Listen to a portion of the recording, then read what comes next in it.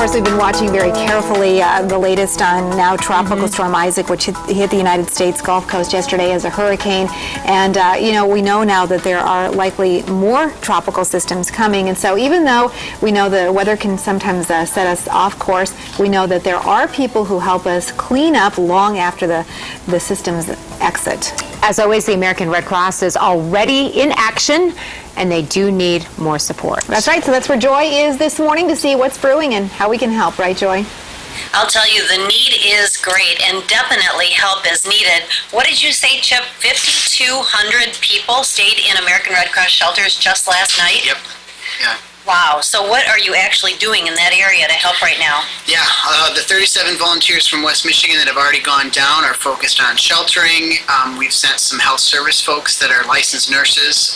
We've also sent some disaster mental health folks, because you can imagine the kind of psychological trauma that people are going through. We've got volunteers down there doing everything from helping to deliver meals to helping with technology issues. You know, we live in this technology era, so Red Cross needs to be on the forefront of using technology on the scene. We've got almost 3,000 volunteers from across the country focused in on that area, and they're doing, a myriad of different things to make this response a success. And this has been a really busy year for you with wildfires and other disasters already happening this year. What are people doing right here in West Michigan to help in this building and beyond? Yeah, for the last almost week and a half, we've been preparing our volunteers to go, finding out who's got the availability to go. We're asking people to give up.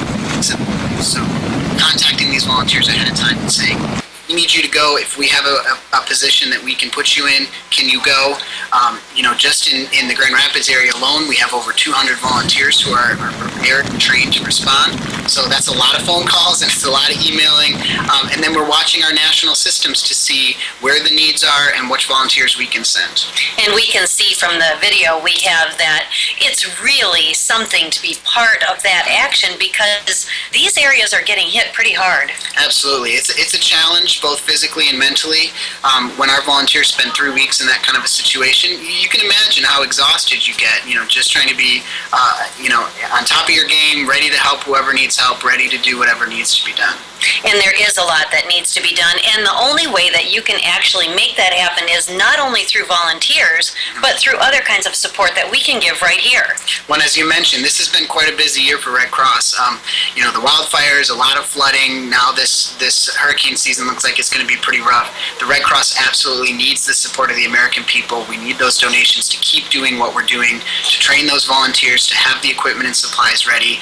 That all takes money, and that's what we rely on the American people for. That's right. Not all of us can actually make that trip to a disaster area, but we certainly can do something right from our own homes. Absolutely. Red Cross is making it really easy to donate. You can donate online at redcross.org. You can download our hurricane app, and you can actually find information out about the hurricane. A lot of great features there. One of the features there is making a donation. We also have our Text to Give campaign. It's text Red Cross to 90999 and make a $10 donation on your phone bill.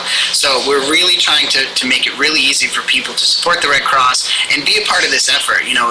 We want our donors to be able to say, I made a difference down in the Gulf Coast. Absolutely, and not only there, but throughout whatever happens next, you're always ready to take action.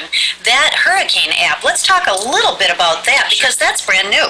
Yeah, we just rolled it out prior to this hurricane season, and I got to tell you, we're finding that it's a successful thing that is allowing people to get real-time information, to tell people they're safe. It even has an alarm and a flashlight function, and it gets some real up-to-date information. It's really focused on the people who are stuck in that storm, getting information and being able to tell people they're safe. All right, we have that link on our website and also ways for you to give. Thanks so much, West Michigan. Back to you. Sounds That's great. wonderful. I can't wait to download They're going that app. high tech. Yeah, absolutely, at your fingertips. Because, if you're in a disaster, just think about it. You may have your mobile technology with you. It's a great way to stay connected. Well, just think in the coming weeks we're going to be seeing the stories of the aftermath of the storm and really what was left behind. And the Red Cross is going to be in full swing. Oh, yeah, absolutely. And so, needing help. That's where we come in. Yeah, right? absolutely. And there's another tropical storm out there this morning brewing. Just crazy. Yeah. Okay, stay right there. More of 8 West is straight ahead. Are you West?